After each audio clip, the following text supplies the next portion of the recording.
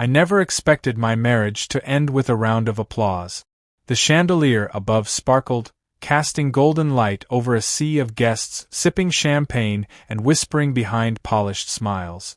The air smelled of expensive perfume, roasted lamb, and deception. My wife, ex-wife, stood at the center of it all, dressed in a silk crimson gown, the color of passion, or maybe warning. Her brown eyes gleamed with something wicked as she lifted a crystal flute, clinking it against another man's glass. I knew that man. Tall, sharp-jawed, with a designer suit that probably cost more than my car. Ethan. My former friend. A waiter approached, handing me a neatly wrapped box. My brows furrowed as I tore away the ribbon. A black t-shirt lay folded inside. Bold, white letters screamed across the front. Divorced. Laughter erupted. Cameras flashed. Guests covered their mouths, feigning shock while secretly reveling in my humiliation. Sarah, my wife of 7 years, smirked and clinked her glass again. To fresh starts, she purred, eyes locked on mine. Adam, why don't you try on your new shirt? A lump formed in my throat, thick with betrayal. My grip tightened around the fabric, knuckles white. I wanted to throw it in her face. I wanted to grab Ethan by his tailored lapels and slam him against the marble floor. I wanted to scream. Instead, I smirked. I smirked because I refused to let her win. Lifting my own glass, I raised it high. To freedom.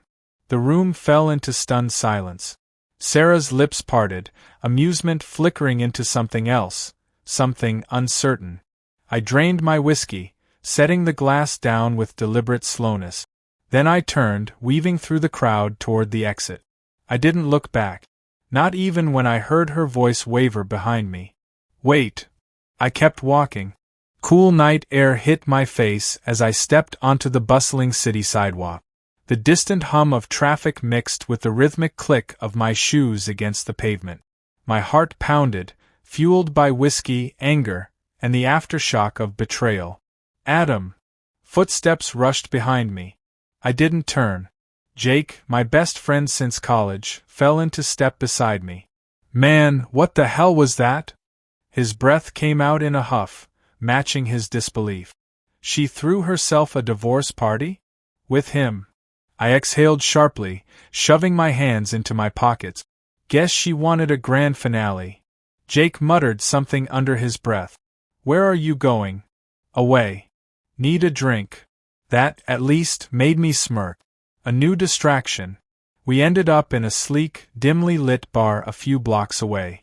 The kind of place where businessmen drank away regrets and lovers exchanged secrets over candlelight. Jazz hummed in the background, blending with the low murmur of conversation. Jake ordered 2 bourbons, sliding one toward me. To moving the hell on. I lifted my glass, but before I could respond, laughter, low, smooth, and undeniably sultry, caught my attention. I turned. At the far end of the bar, a woman sat alone, swirling a cocktail in one delicate hand. Her black dress clung in all the right places, legs crossed, dark hair cascading over one shoulder. But it was her eyes that held me. They weren't just watching. They were studying. Jake followed my gaze. Careful, man. You're vulnerable. I smirked, setting down my glass. Or lucky. Without another word, I slid off my stool and made my way toward her. She didn't look away. If anything, her lips curled in amusement, as if she had already predicted this move. You were at the party, I said, leaning against the bar. She raised an eyebrow. So was half the city. I chuckled. Fair enough. She took a slow sip of her drink, then set it down. I watched you walk away. Something about the way she said it sent a thrill down my spine. And a playful glint flickered in her dark eyes. Your ex looked nervous. I tilted my head. Nervous? She swirled the ice in her glass. She wanted you humiliated, but she didn't expect you to leave. I studied her. And you know this because? She smirked. I know people. Intriguing. I extended a hand. Adam. She placed her palm against mine, skin cool and smooth. Alicia. Her grip lingered. So did the heat between us. What's your story, Alicia? She leaned in slightly, perfume intoxicating. Maybe I just like watching men prove their exes wrong. I chuckled, taking a sip of bourbon. And what exactly do you think I'm proving? She leaned even closer, her lips dangerously near my ear. That you don't belong to her anymore. Electricity shot through me. For the first time that night, I didn't think about Sarah. And I didn't want to. Giving in to temptation.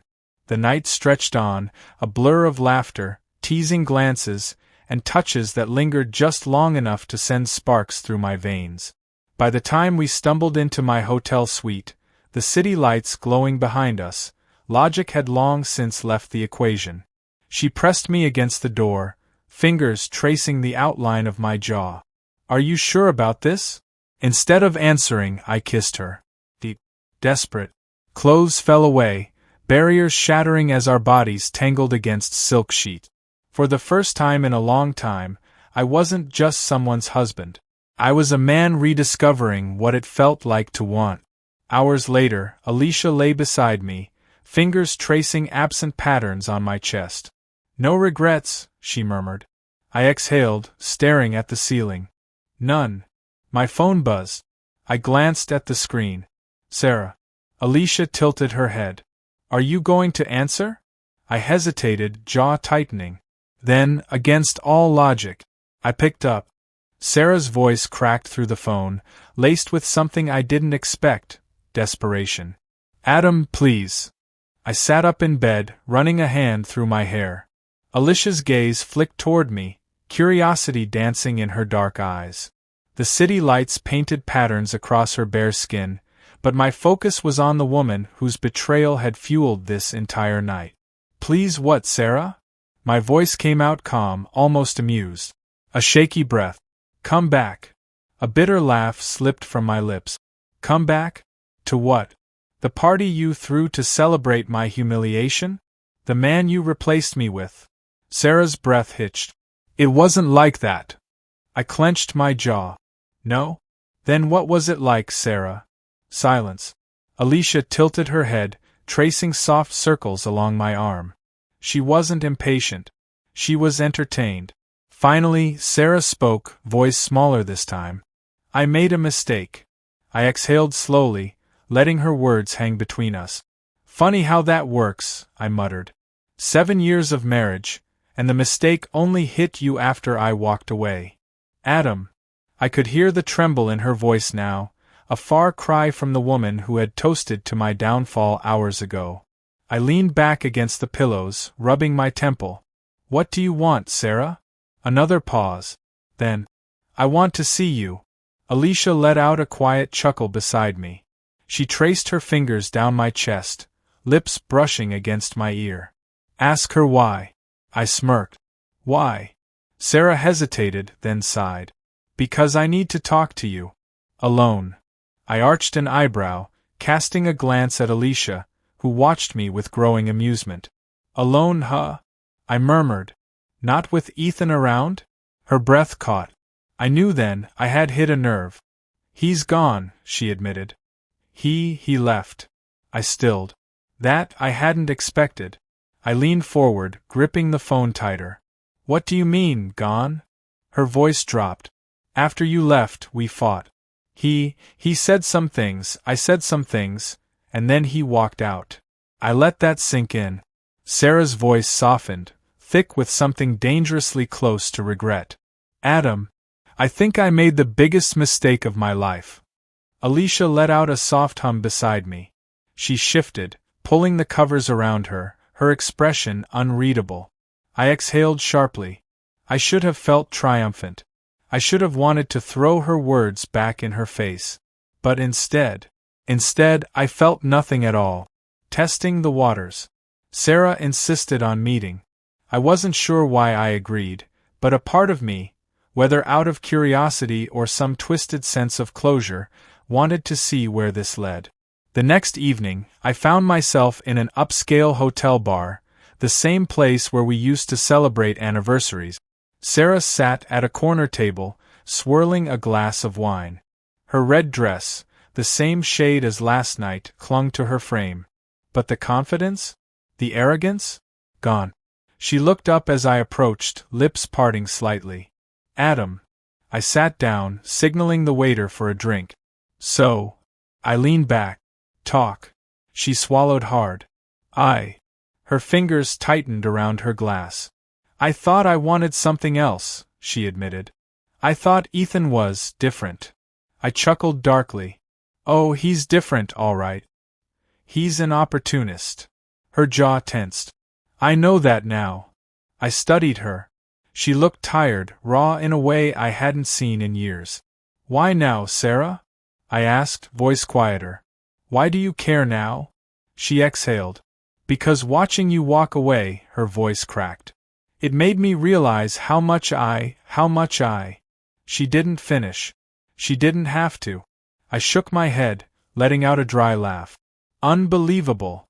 She reached across the table, gripping my hand. Adam, please. Just, give me a chance to fix this.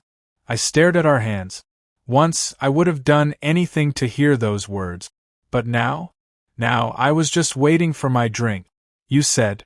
Sarah's fingers gripped mine with a desperation I had never seen before. 7 years of marriage, erased in a single night, and now she was clawing to bring it all back. But she was too late. I exhaled slowly, pulling my hand away. Fix this. I repeated, a smirk tugging at my lips. Sarah, you didn't just break us, you burned everything to the ground. And then you danced on the ashes. She winced, her knuckles whitening around her wine glass. I thought you'd fight for me. A bitter laugh slipped from my throat. Fight for you. I leaned forward, my voice low, sharp. You humiliated me in front of everyone, threw a party to celebrate our divorce, handed me a damn t-shirt like I was some joke, and now you expect me to fight for you? She flinched. I didn't think. No, Sarah. You did think. I tilted my head, studying her.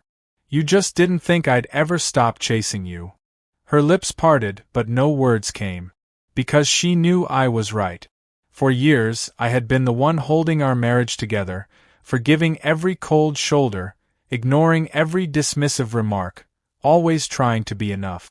But she never wanted enough. She wanted control. And last night, when I walked out without a fight, I took that control away. Now? She was scrambling to take it back. I shook my head. You're not sorry, Sarah. You're just alone. She inhaled sharply, blinking away tears. That's not true. I leaned back, swirling the bourbon in my glass. Then why didn't you realize all this before Ethan left? Silence. She looked away, swallowing hard. That was all the confirmation I needed. I downed my drink and stood, buttoning my jacket. Goodbye, Sarah. Her eyes snapped up. Wait. I didn't. I walked away, just like I had at the party. And just like before, she didn't expect it. Closing one door, opening another. By the time I stepped outside, the cool night air had settled over the city, carrying the distant hum of traffic. I reached into my pocket, pulling out my phone. A single unread message flashed on the screen. Alicia, did she beg? Winking face. I smirked, shaking my head before typing back. Me, you were right. Her reply came almost instantly. Alicia, I'm always right. Drinks at my place? I didn't hesitate. Me, on my way. Sliding my phone back into my pocket, I hailed a cab. I wasn't walking away alone. I was walking toward something better. And for the first time in years, I felt free.